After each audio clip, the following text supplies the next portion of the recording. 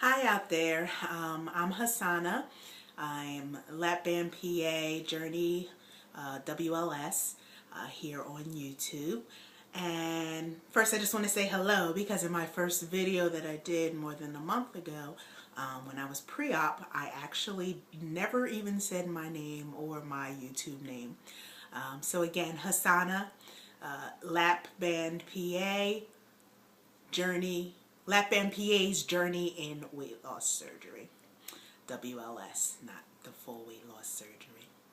Anyway, I am almost 2 months post-op at this point.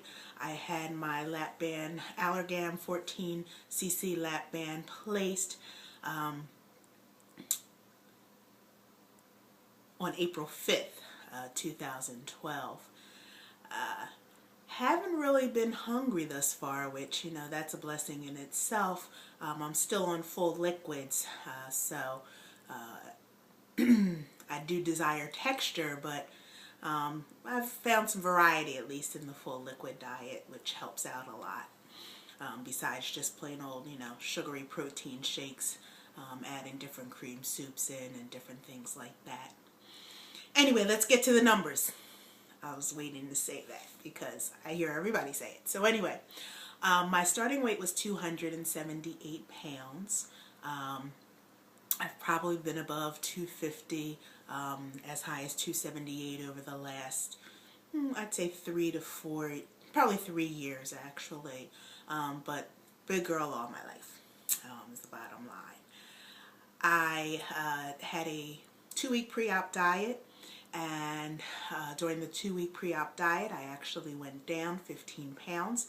So the day of surgery, I was 263 pounds. As of today, I'll try to put a scale shot in here if I can figure out how to do that, 257 pounds. So a total of 21 pounds lost since beginning my journey. I have not found it too difficult in terms of the diet, as I said earlier, because I haven't been too hungry. I was actually shocked that there was one day that I was hungry when I hadn't eaten or taken in any solid, you know, heavier liquids for a long period of time, maybe about 6 or 7 hours. And of course my son was sitting there eating a prime rib sandwich from Wawa, and it smelled so good. But I'm calming that head hunger down. That was real hard the first week of the pre-op diet. However, it's gotten better until he was sitting next to me eating that. You know, took a nice big whiff and smelled good. Thought about, oh, I should take that home, liquefy it, put it in my blender, liquefy it, and eat that for dinner. But anyway, the moment passed. So by the time I got home, I hadn't really taken in anything other than water for about 6 hours. So I was a bit hungry. So I had made some liquefied bean soup. I liquefied some bean soup previously. You know, put it in the small half-cup containers, put 4 ounces in there, and figured that'll be dinner tonight. Went, ate. End of the 4 ounces was when I realized, and I did take about a half an hour to eat it, but the end of the 4 ounces is when I realized, oh my goodness, I am so full.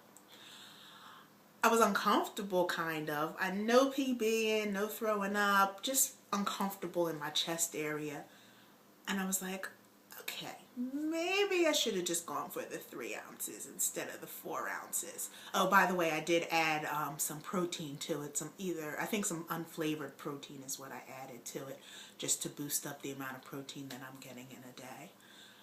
Even on full liquids, by adding unflavored protein and doing unflavored protein to like the soups or the cream soups, as well as doing 2 protein shakes a day, I'm still getting between 60 and 80 grams of protein, which is my doctor's recommendation. During the first week, and sometimes this week, I'm struggling to get in the 64 ounces of water because I'm kind of trying to pretend by doing liquid soups or cream soups and yogurt, I'm having a meal during those periods. So I try to do the liquid restrictions. By my surgeon, it's nothing to drink 30 minutes before your meal or 45 minutes afterwards. So trying to coordinate that and taking the liquids in slowly in between meals, I'm trying to get a good balance on that. Initially, I was probably at like 48 ounces. But today I'm actually probably at 48 ounces too. It wasn't a good day. I got started later. But if I get started early enough, I find that getting the fluids in is a lot easier. I have to say, from a pain standpoint or a standpoint of surgery and discomfort, the first 3 days were pretty much uncomfortable. If I had to describe it, I'd say the first day, once I was off of, the anesthesia was gone and the morphine was gone, and I was just taking the Tylenol with codeine, I have to say that my stomach felt like I had done at least 1,000 crunches the day before. By day 2, maybe about 600 crunches the day before. Day 3, maybe I was down to like 400, 500 crunches. By day 4, maybe 100 to 150 crunches. And in fact, on day 4, I was sent home with Tylenol with codeine for pain management. I did not even take that on day 4. And day 5, I really just felt a little bit of pressure in my stomach, no real pain, as if I had done too many crunches the day before. So that's how I'd have to describe the pain aspect, or the abdominal discomfort aspect. Slept in my chair the first night because I'm not a big pillow person, so I have like one pillow on my bed, so I don't have, piles of pillows on my bed. And I don't have a headboard either. So I just slept in one of my chairs, my nice chairs, sitting up because it was just very difficult trying to get up and out of bed. Night 2, I decided I'm building a mound of pillows on this bed. Took pillows from my couch, and I took my son's little backrest thing and put that up behind me and put a sheet over it, and it was perfect. I was able to, kind of recline pretty well up in the bed. By day 4, I decided, okay, enough of this. I'm a side sleeper. I'm sleeping. Couldn't sleep on my side on day 4, but I was able to at least sleep on my back. By day, I think it was day 5, maybe day 6, I was back to my side, both sides. Some people say it's harder to sleep on your side where your port's at, and so I slept on the other side first because my port's on my right side. But a day or 2, I slept on that left side, then I was right on to my right side, which is my favorite side. The only other discomfort I had was a little bit of back pain, usually because I slept in the wrong position, but I just used some general liquid Tylenol, no codeine in it, which is kind of hard to find now. I did have to have my pharmacist actually order it, and in fact they didn't think it came in adult strength. They thought it only came in children's strength. I was like, no, I don't want to take 6 teaspoons. I just want to take 2 teaspoons of this nasty tasting medicine. But they told me if I found, I think it was an NDC number to order it, they could get it ordered. Well, working in the medical field, went right online, used the word NDC, acetaminophen, adult strength, and found it right away. Called her back. She was like, okay, what's the number? Gave her the number, and she ordered it. So I'm glad I had that on hand, because I'm not too much into continuing on narcotics for, mild to moderate pain. It's not necessary. Anyway, I'm doing well so far.